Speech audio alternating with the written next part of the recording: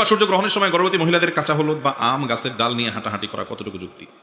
দেখেন, এই মাসালা সব জায়গায় মানুষ জানতে চায়। তার মানে এই চন্দ্রগ্রহণ সূর্যগ্রহণের সময় মহিলাদের বিরুদ্ধে নানা রকম ফতোয়াবাজি আমাদের সমাজে চলে, এবং এগুলো মহিলাদের বিরুদ্ধে মহিলারাই বেশি করে পুরুষের চাইতে।